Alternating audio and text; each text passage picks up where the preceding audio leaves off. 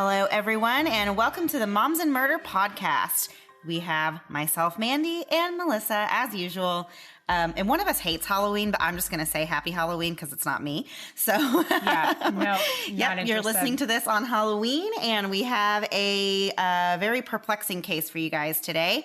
But first, I'm going to let Melissa talk about whatever she has to talk about. So I'm not sure what that is. So we'll see what she says. Well, there is an introduction you don't hear every day. So happy almost November, everyone. I'm super excited about this week because I will be catching up on all the podcasts I'm behind on because I will not be listening to any Halloween specials. So for everyone who made one, not listening to it, too bad.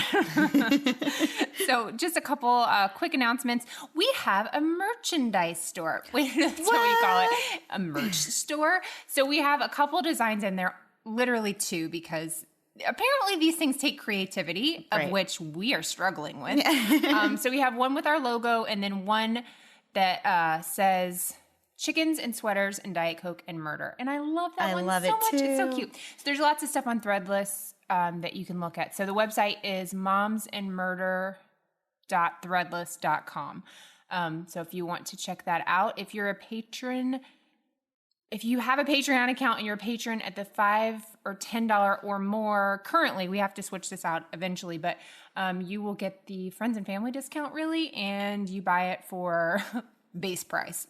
So there's no such thing as percentages on Threadless. So congratulations. For this month at least, it'll be a really good deal for you. So check that out. And we recorded on Not a Boring Soup this last week. It's a local Orlando podcast. Some of our friends there, Kia and Les, and we talked about Mindhunter. We talked some about Mindhunter. We mostly talked about ourselves, and I tried to talk as much about 90 Day Fiance as was allowed, which was like 10 minutes, so I did them. So if you want to check them out, we're going to be playing their promo at the end of the show. We'll have another promo for you as well, and we are going to get right into this really strange Halloweenish story. She wouldn't let me do a real Halloween case, guys, because she's too much of a scaredy cat. But I did convince her to let me at least talk about a case that happened on Halloween. And so that was our compromise that we have to do. We're good at compromising. Yeah, so it's not particularly scary, but it did happen on Halloween. So at least,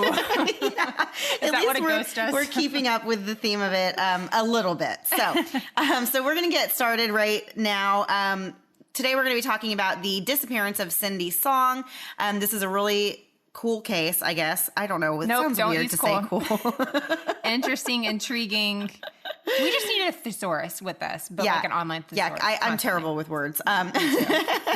So Cindy Song was born in Seoul, South Korea, on February 25th, 1980. When she was 15 years old, she left South Korea for a life in the United States, and she actually moved in with her aunt and uncle in Virginia, and she lived there for a few years before being accepted into Penn State, where she was going to college and majored in integrative arts.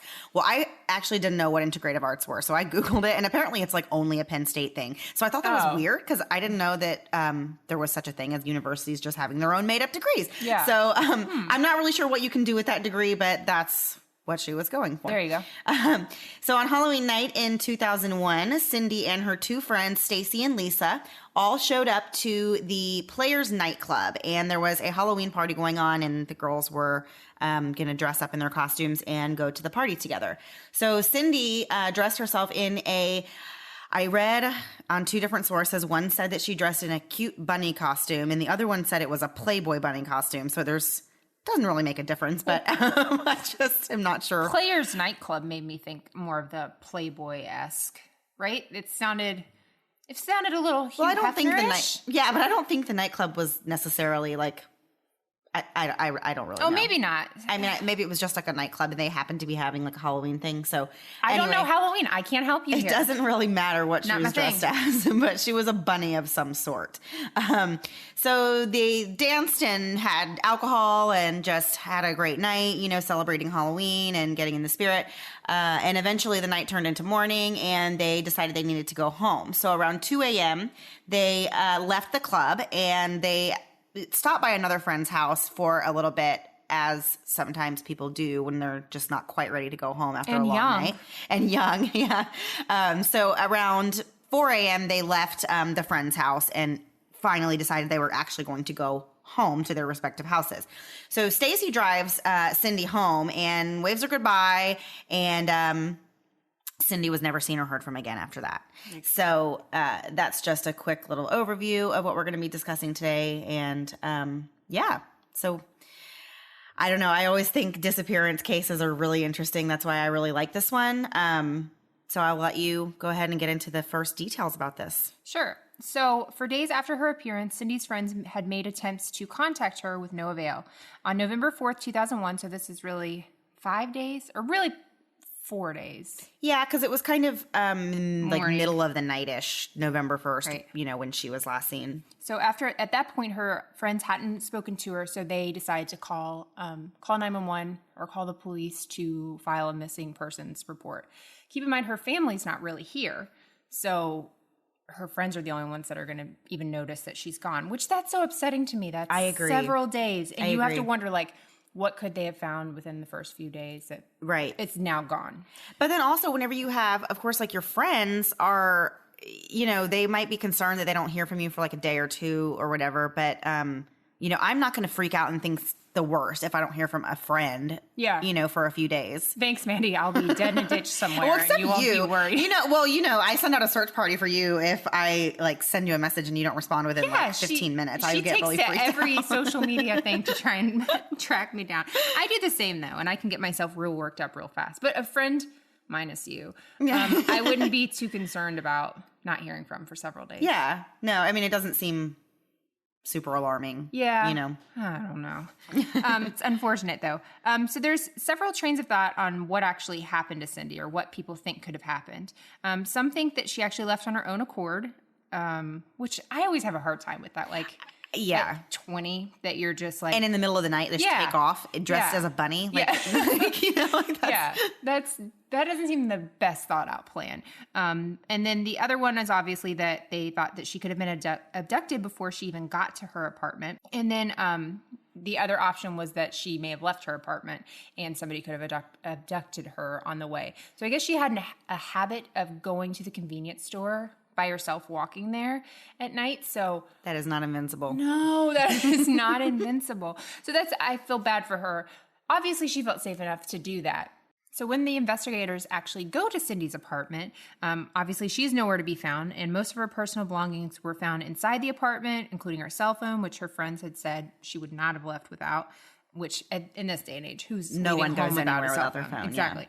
The false eyelashes she had worn on Halloween night were also inside the apartment, and that confirms that she had gone back home, and kind of puts more weight into that she probably left to go to the store, and somebody took her on her way, because there was no appearance of a struggle within the apartment. Right. And her purse, her keys, and her ID were all missing from the apartment. But again, there was no real apparent struggle. I didn't see if she had roommates or anything at that time. I don't think I read that she had roommates. I'm assuming she lived alone because I didn't read anything about roommates. And of course, I would feel like the roommates would have noticed her, being missing. Although I had roommates for a while, and if you like them, yeah. But if you ignore them or you don't like them, you just be like, well, I'm glad they're not here. Right. Crime me my style. So police also located a diary that allegedly belonged to Cindy. And in it, she talks about her time in college and indicated that she had experimented with some marijuana and ecstasy. But there was no actual evidence that she had been using drugs the night that she went missing. They had all been drinking, but her friends all said that she had been drinking, but she wasn't like belligerent. She was able to get herself home. Right. So as Cindy's family and friends searched for answers, they recalled that Cindy had split up with her boyfriend just about a month prior to her disappearance. So they actually had speculated that possibly Cindy was really depressed and just stricken with sadness and decided to either leave or commit suicide. But her friends who really knew her had pretty much said, like, no, she was getting over the breakup. She didn't really care about it at that, like, not to that level where she would take such a drastic, measure to whatever to get over it. But yeah, that was something that they had considered. This scenario that we're talking about now, it reminds me a lot of, I don't know how much you've looked into the Maura Murray case. It's all over everything now. I've seen it all over the place, but I know this is another one of those things that you know about, and I'm just going to sit here and shake my head because I have no clue. It's a total rabbit hole. But the whole idea is she gets in a wreck, and then there's like what happens. So she gets in a wreck. People see that she's gotten in a wreck. The police come, she's not there. So did she walk in the woods and succumb to the elements because it was freezing outside? Did somebody pick her up and kill her? Did she kill herself, take pills, and then go off into the night and die because she was broken up with her boyfriend? Same kind of idea where people are like, well, we can't really come up with a motive and nothing else makes sense. There's no struggle here, anything like that. So when we were first looking at this, I was thinking, oh, that actually... It seems enough like it that it just was interesting to me. So if you haven't gone down that rabbit hole, Oxygen has a whole series on it. I recommend it. I'm Really going to have to look it up. So shortly after Cindy's disappearance, a woman from Philadelphia, which by the way is 200 miles from where Cindy was last seen, so that's not really that close. Yeah. This woman contacted the authorities, and she claimed that she had seen a woman matching Cindy's description, and that she was in the passenger seat of a car in the Chinatown district. So this witness alleged that Cindy had called to her for help, but that a man that was in the driver seat of the car, who she said had olive complexion and medium length hair, had interrupted her and told her to leave. So she did. So that's just kind of like a weird thing, because how many times do you see someone that just kind of might look like a person? You know what I mean? Like I mean, I guess I'm just not observant enough out in my day-to-day life that I would notice someone. Yeah, but if somebody was screaming for help, you'd be like, you know what, I should write down the tag number or of at this least car. call the police. Yeah. Like, what do you mean you just left? Yeah, I know. He told me to leave, so I did. Okay, well, no, granted, I'm going to leave. I'm going to say yes, sir, and run out of there. But I'm going to take down every bit of information I possibly can. I will narc on them so fast. Exactly. So as it turned out, though, that tip may have just been fabricated completely. That enrages me. Me too. Enrages me too. And just why? I guess for attention. Like, you just want yours. Yeah, but what does that do? Like, okay, if your information led to an arrest, then great, you're a hero. But if not, right, you just wasted everyone's time and you look like an idiot. Yeah. so that witness changed her story several times, and police were really not able to substantiate any of what she said. So that may or may not have been Cindy. It may or may not have even happened. And that's like the biggest tip they had. Yeah. Yep.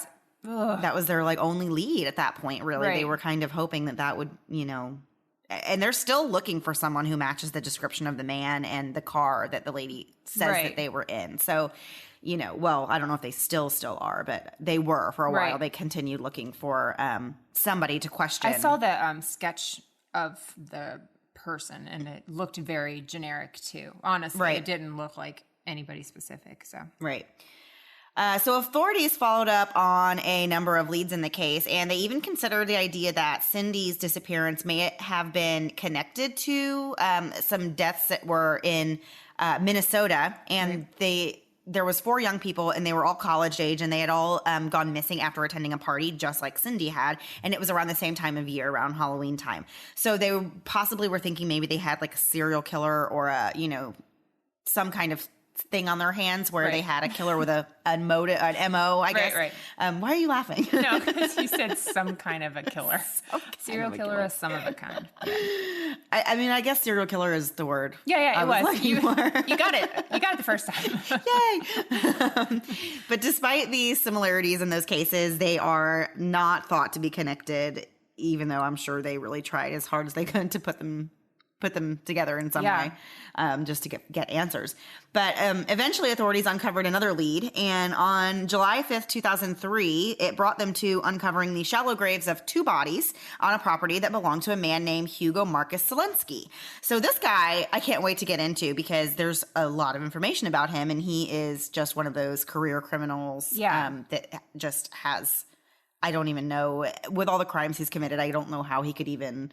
I mean, you wouldn't even need to sentence this guy to life, because he basically already is, with all the stuff that he has been charged and sentenced for. So his main thing is bank robbery, though. He's known for doing 2 pretty sizable bank heists in his criminal career, if you will.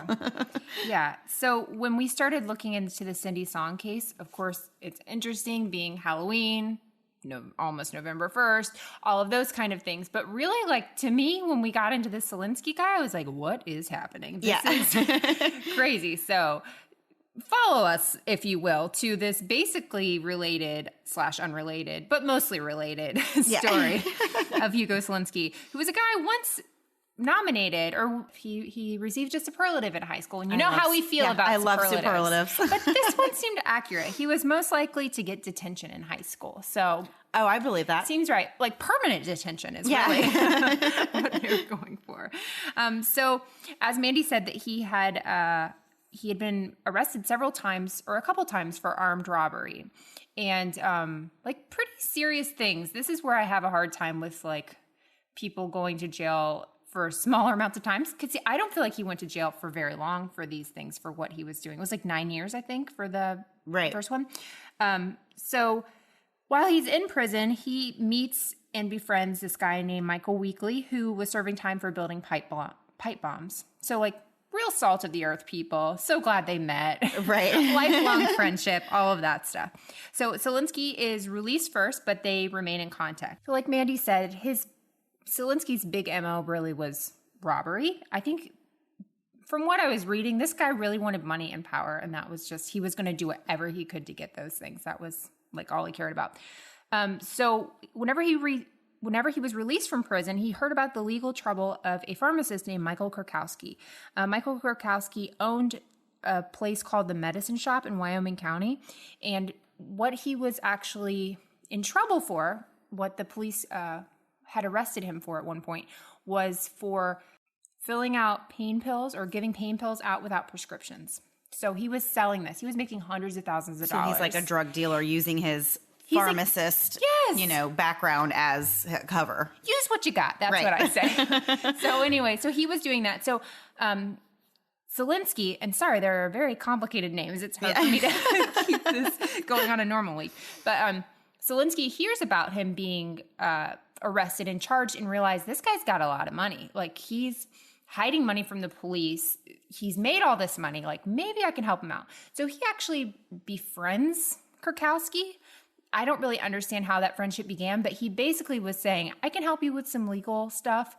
Selenski actually seems like a very smart person, but he was talking to the pharmacist, Kurkowski, and saying, I'll help you. I've been in prison, which don't take advice for somebody that's been in prison. Like, they know how to get to prison. Right. They don't know how to get out of prison. So anyway, he was telling him he would help him with that and maybe helping him sell stuff. And Kurkowski was pretty desperate, so he started paying him tens of thousands of dollars to help. He never really gets this help from him. It's been a while since I've had a baby of my own, and some days I miss it so much. The baby cuddles and baby smiles, but when it comes to diaper rashes, not so much.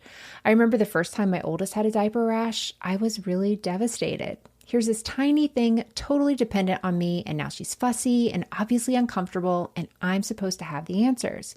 Well, with time and treatment, it went away, but what I really wanted was to avoid it altogether. And now, baby butts rejoice.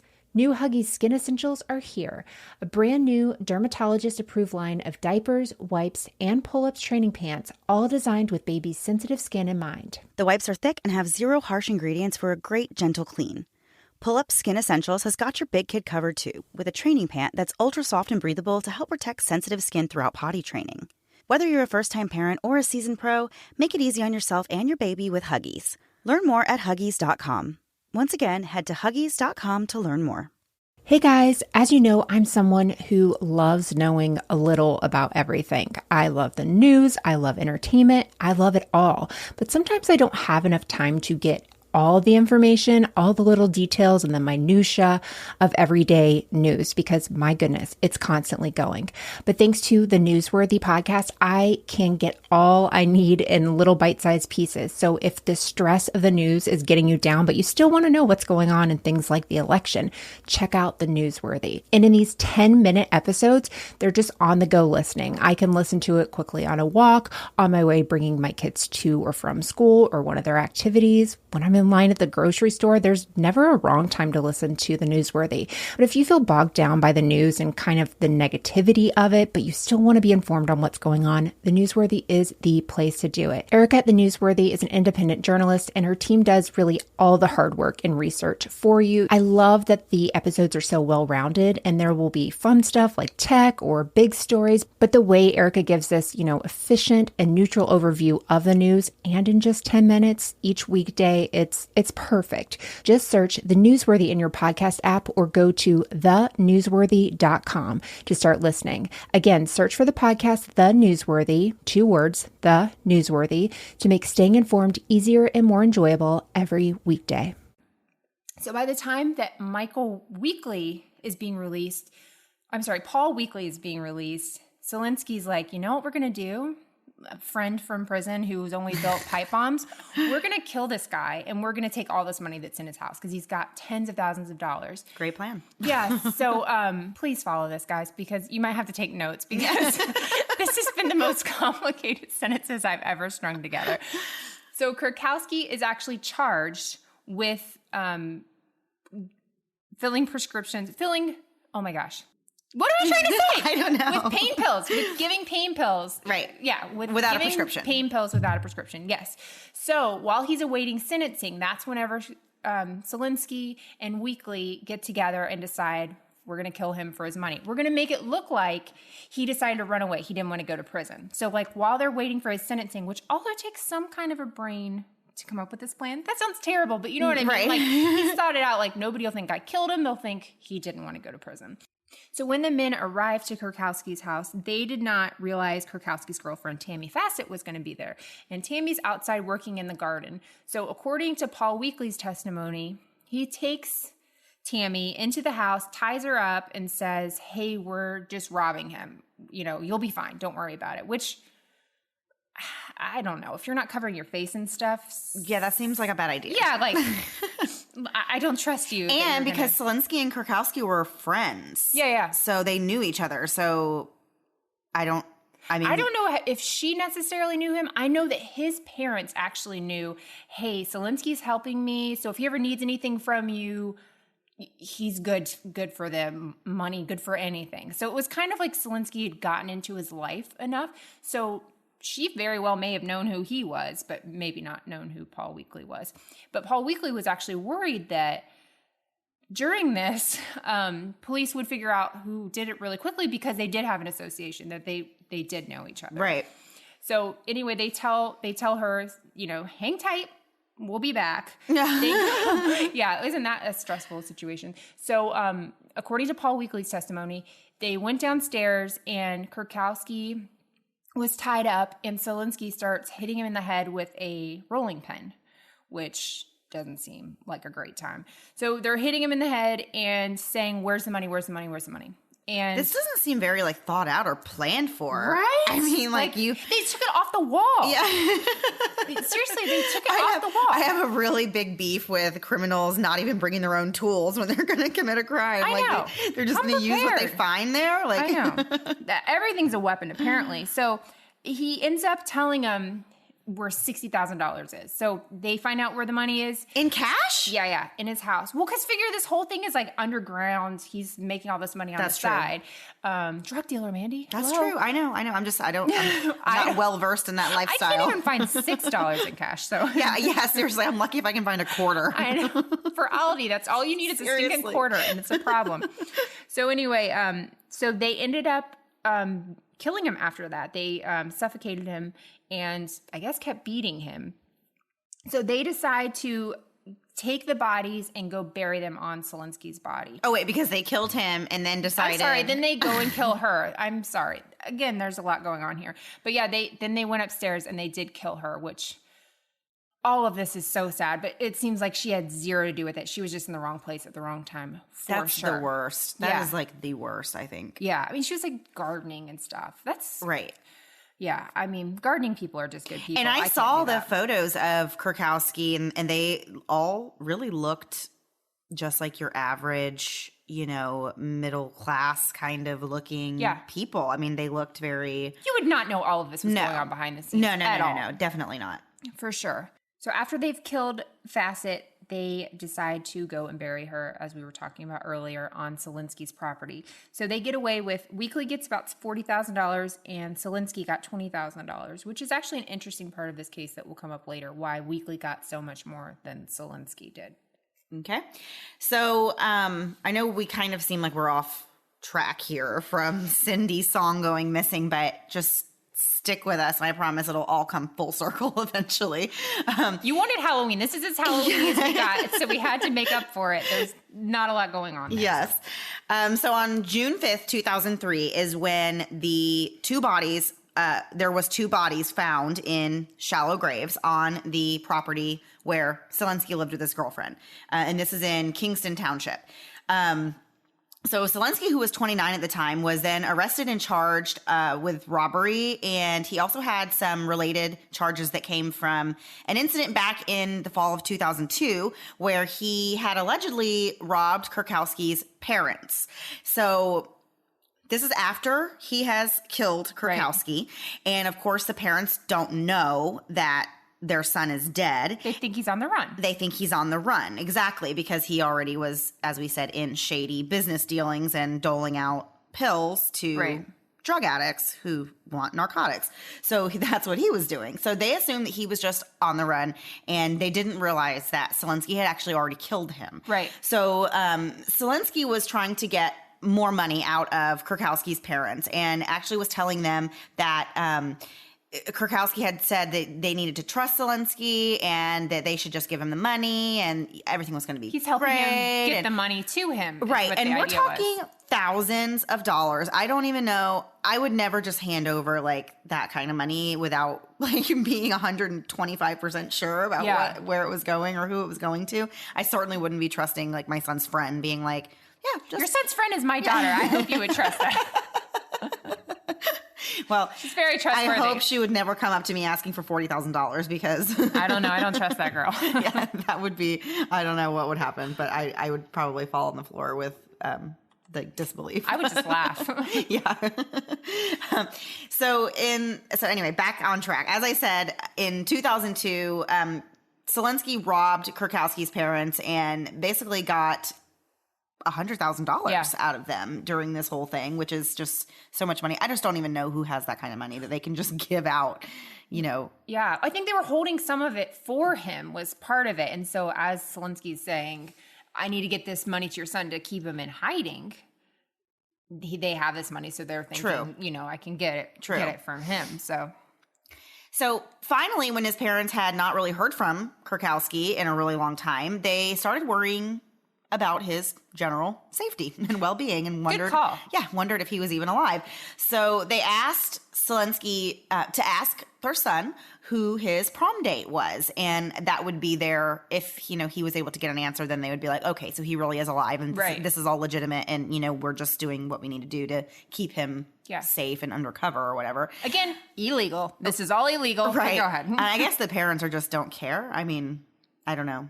I can't imagine supporting. That's the whole thing I can't imagine being in this situation where you just love your kids. So you want to say you'd make the right decisions. And it's not murder. But it is dealing drugs. Yeah. I mean, I don't know. It's bad decisions. It's bad decisions. All around bad decisions. I say that in my house a lot. This was a bad decision.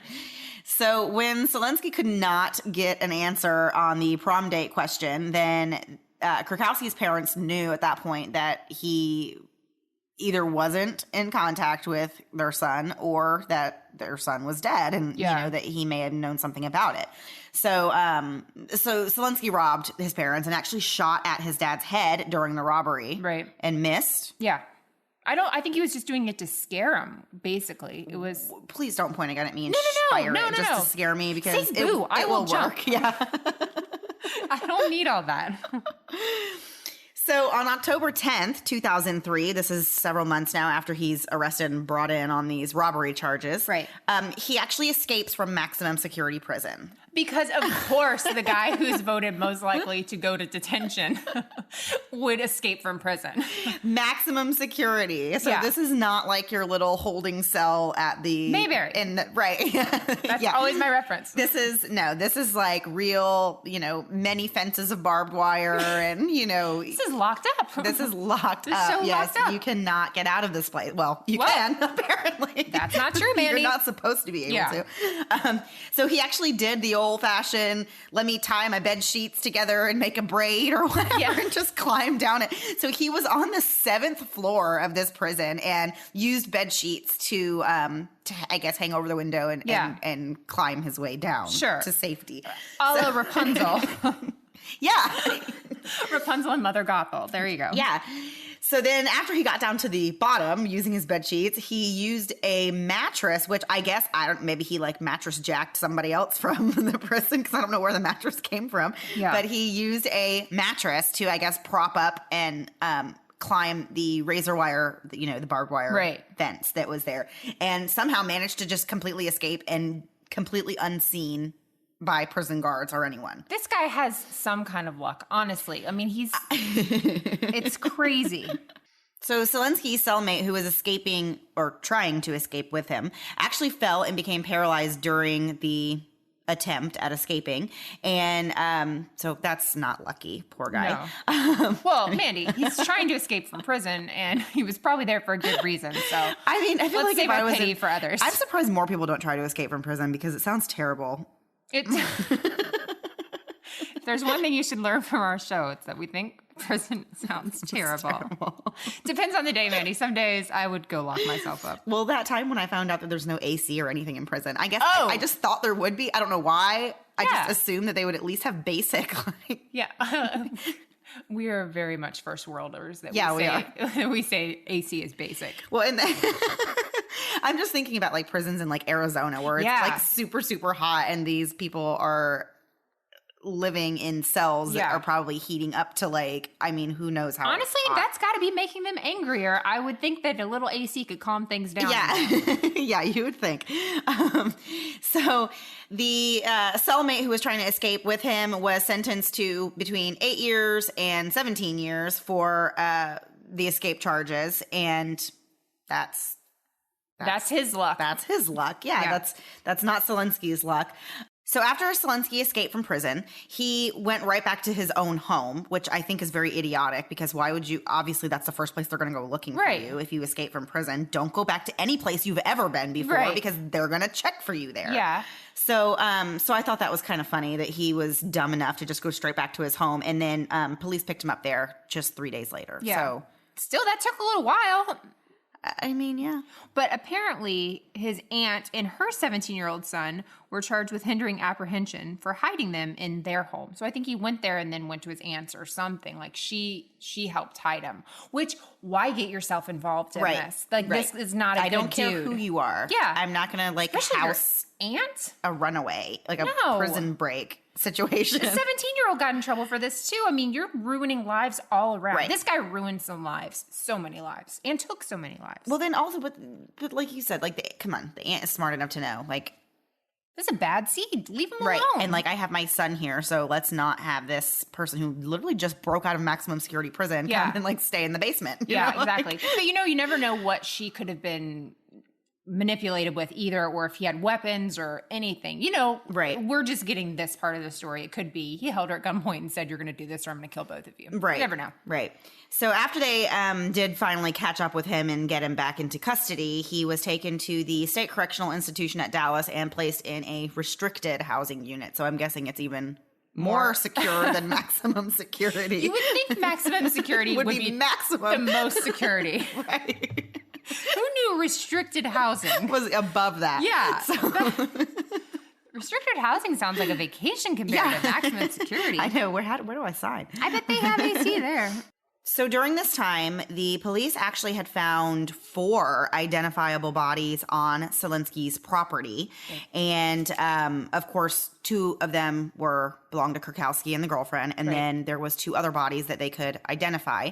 And then they did find some, I guess, remains that were burned Yeah. very badly. And so initially they reported that they thought there may be as many as 12 bodies on his property. Right. But then a few years later, it came out that no, it was probably only like 5. I mean, they don't, Probably. I guess they don't really know. They said that they were burned so badly that some of them were almost dust. Like they couldn't tell what belonged to who. That's terrible. Yeah. And that's one theory that Cindy Song's body could have been among these. Right. So that's where we kind of get into how is he tied to Cindy? Here we go. And We're here. we're going to start getting into that We now. did it. Yeah, we made it. So Selenski is on trial at this point for the murder of 2 of the people that were found on his property. Right. And this is on March 15th, 2006. So after 3 days of deliberations, the jury cleared him of all the charges in the deaths of the first 2 people, Frank James and Addie Kyler, except for he had 2 counts of abuse of a corpse, which I don't understand how you're not guilty of murder, but you're guilty of abuse of a corpse. So the idea with this is it's Selenski and it's Weekly, right? Right. Which one of them did it? The state could not prove that Selenski did it. They could say that he moved the body, that he burned the bones, but they could not say that he actually did it. And they came out later and said had they put a conspiracy to commit murder charge on that, that would have stuck if they hadn't gone after first-degree murder. But similar to like Casey Anthony and some of our what is other it ones. with prosecution going after like charges that they can't prove or, yeah. you know, I mean. But there is some kind of like media sensation behind it. Maybe that's the way I see it. Like Casey Anthony, remember when that was going on? If they would have said they were going after second-degree murder, people would have rioted in the streets because everyone was convinced she did it. And then afterwards, you realize, well, if they had gone after something different, they could have proven that. Right. So I wonder if this, because apparently this was a pretty big deal there. I had never heard of this case, but it seemed like it was a pretty big deal. So by not simply adding the conspiracy charge, he was released on all of those except for abuse of a corpse, as you said. So on the same day that he was acquitted of these first 2 murders, he was arrested again and charged with the murder of Kurkowski and Kurkowski's girlfriend, Tammy. So I don't even know. I can't even comprehend this. So he's like in court all happy and they're like, you're acquitted of murder. And he's like, yay. And then they're like, just kidding. Turn around. JK, turn around. You're going back to jail. Yeah. By the way, we have another matter to take care of here. So anyway, so that must have been like the highest and lowest day of his life. Yeah. Good. He needs a low day. Yeah.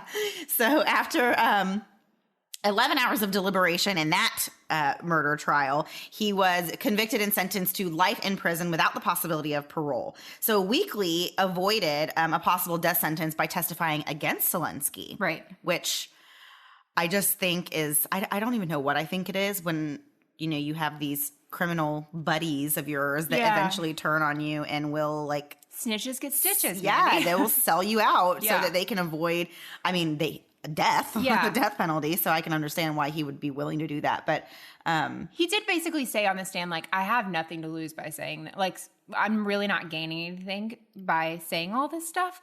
But I mean, he did get the death penalty off of him by saying it. So in these cases, it's always interesting, like you're never going to know the real truth. When those 2 were involved, he made it sound like Selenski killed those 2, Kurkowski and his girlfriend. Right. When it really could have been him that killed him. He's the one that ended up with more money, if you remember. He ended up with $40,000 and Selenski ended up with $20,000. How did they come up with that number? To me, it would be like, you did more, you get this, and I'll take this or something. Because it was Selenski's idea. That doesn't make sense to me. Right. No, I totally agree with that. It doesn't really go together. So Paul Weekly was actually, apparently they believe that Selenski had asked another prisoner to try and they were plotting to try and kill Weekly. And of course, because he didn't, Selenski didn't want Weekly getting on the stand testifying against him because he knew it would be like the, smoking gun, so to speak, for him. So I guess he tried to plot to have him killed. Well, so that didn't work, obviously. And so he did get caught for that. But it didn't matter because he's already in jail forever. I know, but I just love this guy's I don't know. I don't love anything about this guy, but he's just bold enough to be like, you know what? Breaking out of here. You know what? Killing that guy. Right. Just I want his money. I'm going to kill him. That just. But it makes me wonder if he actually had a hand in actual murder or if he's just one of those types that just likes Can to convince somebody to do it for him. Exactly. Because, I mean, so far we haven't come up with anything that proves that he actually committed murder. Yeah. You know, just that he had all these people in his life that. Yeah, they were never able, I mean, on him, they were able to prove it based on testimony and stuff. But back to Cindy Song, according to Selenski, at one point, he confessed to police that he and Michael Kurkowski, the pharmacist, had kidnapped Cindy Song after mistaking her for a sex worker on the night that she went missing. So he claims they found her, they thought she was a sex worker, they kidnapped her, they imprisoned her in a large safe until she dies, and then they buried her somewhere in Luzerne County, Pennsylvania. So this is what they confessed, or he confessed. He confesses to this. And then he said all of this himself in his own words that he did kill Cindy Song. Yeah. And then her body wasn't found on his property. Her body wasn't found on the property. So that's where people are like, did he or did he not? Or did he just take credit for that? Or, you know, is that even true? So he was never read his Miranda rights before this confession. Well, that's so lovely. it was all thrown out. They had no body. They had him saying this initially and then him taking it back. So they have nothing to go on. So there's nothing they could really do with no body, and now they can't even use this confession in court. Please read the Miranda rights. Right. Please, please, please. That's a Too many rookie cases. mistake. Yeah. We are professionals here. Read them. So, like we said, detectives were unable to corroborate his story, and he had already killed Michael Kurkowski at this time, so they couldn't ask Kurkowski, hey, were you in on this murder thing? Whatever. And then he actually said that he murdered Kurkowski. It was alleged that he murdered Kurkowski, or in his confession he said this, because Kurkowski took Cindy's bunny ears from her costume and kept them as a trophy, I guess. So he killed her. So that's what he says. Yeah. Not because he wanted to rob him for money. Right. He says that he killed him because he kept this souvenir from their crime that they committed. Okay, big deal. And again, you're just telling everybody that you're murdering people just willy-nilly. Right. Exactly. But he had another friend. Selenski had another friend that said he had bragged about the Cindy Song case, that he had killed her. So we're back to Cindy Song. We really brought it around. And so, but like you said, without any evidence to prove that you did or didn't do that, I mean, I don't know how, like we said, it doesn't matter because this creep is in prison anyway for murdering other people. Hopefully he doesn't get out again. Jeez Louise, I know. I hope not. But, you know, for the sake of Cindy's family, like I wish they could find like proof of it just so that they can say, you know, that is what happened. Because I know if it was me, even if you have some crazy person that says, you know, people make false confessions all the time or they lie about things, especially like people who are already in prison. They're like, who cares? I'll just, they get in the air-conditioned court. I'd probably do it too. I didn't even think about that. They get like a meal. They can wear a suit. Yeah. There has to be something to that to get out. I mean, it really is crazy. But, you know, I just think of her family. And like, I feel like if it was me or even if it was just a friend of mine, I really wouldn't be so convinced unless there was some kind of proof that they had to tie this person to it, or if they, you know, I would always feel like potentially maybe she's still out there somewhere, you know? For sure. And I feel like that's got to be the hardest part about cases where someone just disappears and then they never find any trace of them again, like no body, no anything. Yeah, I just can't imagine just not having the closure, like, you know, that comes along with something like that. One really great podcast, In the Dark, Kelly from our group told me about it. It follows the case of Jacob Wetterling. He was the kid in Minnesota who went missing. And then literally just a couple years ago, there was a confession in that case. But they talked to the parents before they got any answers. And then after, and they asked them, do you have closure now that you know what happened? And they said, no, we'll never have closure. Like, we have these details and that helps, but there's no such thing as closure, which I found interesting because I would think the same thing. Like, okay, you can close that part of your book. You're still going to remember all of it and deal with all those emotions. But they were just kind of like, that's not a thing we even deal with. Now, in some ways, it was worse for them because then they knew what happened and they didn't have that hope that somehow he got away and was living this life of a 7-year-old would have lived. I don't know. But so anyway, if you haven't listened to that podcast, it's a really, really good one. Yeah. So other interesting things about Selenski. In 2009, he was convicted in a violent home invasion case. And during that crime, he made away with almost $50,000 in jewelry and had bound the homeowner with handcuffs, duct tape, plastic ties, and held him at gunpoint and all this and that. Very similar to Kurkowski. Very similar. Right. And so, oh my gosh, how much money did this guy Right? steal from people? Like, we're talking, I mean, hundreds of thousands of dollars. It seems like that he just robbed from people or from banks or whatever. I'm like, I know. How do you spend it all so fast? Yeah. Like, how come you need to I rob could have people lived off of that the over rest and of my over life. again? Yeah, seriously. So something else that was interesting that I found is that the investigators said that they found a key hanging by the fireplace in Selenski's home. This was back in 2003 when they first discovered the bodies in the yard. And the key actually turned out to be to the Luzerne County jail. How? How do you get a key? And so this is the same prison that he escaped from. Yeah. But he had a key to this prison long before his escape. So, I mean, and of course he didn't even use the key in the escape, but it just makes you wonder, Was he thinking like what? second round? I'm going to if I get out, I'm going to put it in my pocket. Or maybe he had gotten a key as like a preemptive, like if I ever go to jail, I'll just take this with me and leave. Yeah. Like, it doesn't make any sense. And how did he get it? I know. I'm pretty sure you can't just go anywhere and be like, Can we make a copy of this key? Yeah, make a copy of this key. No. Good try. Yeah, I don't know. So that makes me think that he knew somebody in the prison. Yeah. And so that's where my conspiracy yeah. theory. So that makes me think that his escape, may have been who wasn't in on it? Someone turned their other way. A lot of people turn the other way. Right. Yeah, he got the aunt to work with him. He got all kinds of people to work with him. If this is true, he had his cellmate work with him. He got that guy Weekly in on it. I mean, he got Kurkowski to work with him and convince him he was going to help him with his legal dealings. So this guy had some kind of manipulation abilities. So I'm going to have to find the mugshots or like the shots of this guy over like 10 years. There are so many photos of him and he looks different in every last one of them. It's the weirdest thing. He's like a chameleon. He is weird looking. I actually thought he was a little attractive, Mandy. In certain pictures I was like, but like if he was obviously like a terribly scary looking person, I don't think he could have pulled all this off, but he had enough of like a nice guy look in certain pictures I saw. Well, yeah, I could see if he was dressed up in the suit and everything that you would think he was just a nice clean cut looking guy. Right. But then of course, after you know everything you know about him, then you look at him and you're like, no, you look like a crazy person. And then you're like, well, I get this. Yeah. But no, I saw a few different clips of him being escorted around the jail or in, just different things. And he appeared on the news and all kinds of stuff. But I thought there was interesting that at one point, he was interviewed by a news station and basically said that he didn't commit the crimes, like that he knew he was innocent and he was going to have a hard time accepting the fact that he was sentenced to life in prison for murder, and he is maintaining that he is innocent and didn't have anything to do with murdering people. Yeah.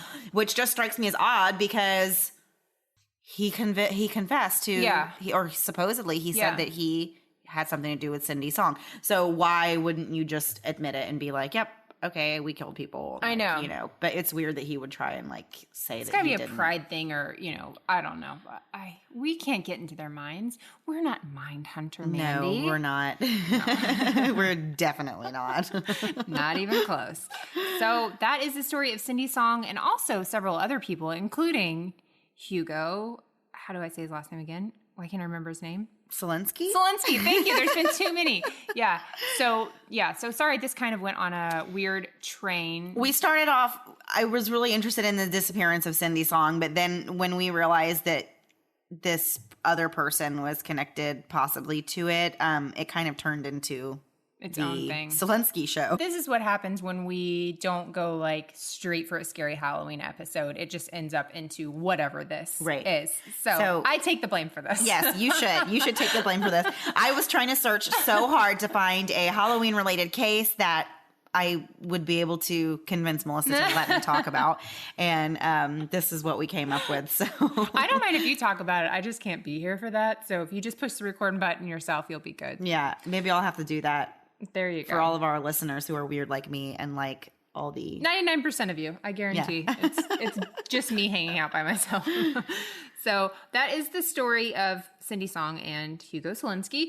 And we have our promos we're going to play for you guys. But just a reminder, you can catch us on Not a Boring Soup this week. It's the episode on Mindhunter, and we did a fairly terrible job of explaining what our thoughts were on there. We had fun doing it. And check out our Patreon account if you'd like to, patreon.com/momsandmurderpodcast. And if you give it the $5 or $10 a month level, then you have access to the great code that we are giving you to get things in the merch store. Yay! And check out the merch store. I cannot wait to go and buy some things off the merch store. Well, we've already had people buy it, and we haven't even done that. So I know. It's the craziest thing. As soon as we put it up, people were like, "I just ordered my shirt." I'm like, "What? Like, how do you internet so fast?" I know. So we really appreciate everybody buying things and supporting us that way. It really means a lot to us. So if you get something, send us a picture. We want to see what it looks like. Yeah, definitely. We definitely want to see everybody in their Moms and Murder gear. Although we may have to make some changes and add the word podcast to the logo shirt because people are going to be like, what is this crazy? Walk on the other side of the street. Yeah. Don't talk to that person. So we'll be back to I'm Invincible Wins next week, and we're going to play for you the promo for Gone Cold, and that covers Texas cases where there are missing persons or cold cases, really. They started off with the Carla Walker case, which is a really interesting case, and I think that went 5 or 6 episodes, and now they're doing other cold cases in the state of Texas. So it's not Florida, which I appreciate. Right. But they do a really, really great job. Vincent over there does an amazing job. And then our other promo is for our friends with Not a Boring Soup. And you can check them out and listen to our episode with them and watch us embarrass ourselves thoroughly. And or listen to us. Don't watch us. And Please don't watch us. learn a little bit about us that you didn't know. Maybe. Yeah. We did learn that if you're on other people's shows, you can't edit. So we did not like so much not having the benefit of being able to edit ourselves and things that we say before it hits before it hits iTunes. So when we got there, they're like, we're just going to talk. They actually just started it. Right. We didn't even know. Yeah. It's a genius way to do it so you're not like on. But we didn't even realize it was recording. And then they said, we don't even edit. We'll just add the stuff at the beginning and add it at the end. So the whole time, Mandy and I'm like, if I'm looking at her kind of like, if you get in a hole, I'll get you out. If I get in a hole, you get me out. And then sometimes we just couldn't help each other. So it's a very interesting listen. It should be fun. So have a great week. We'll be back next week, more than likely. Hopefully. Yeah. Take care. Bye. On February 17th, 1974, in Fort Worth, Texas, 17-year-old Carla Walker was abducted while making out with her boyfriend in the front seat of his car. Carla's brutalized body was found 3 days later in a cattle culvert near Benbrook Lake. No one has ever been held accountable for Carla's murder. The Gone Cold podcast is seeking justice for Carla Walker, as well as other victims of unsolved crimes and missing persons in the state of Texas. You can subscribe to Gone Cold Podcast, Texas True Crime, at iTunes or Apple Podcasts, Google Play, or your favorite podcast app.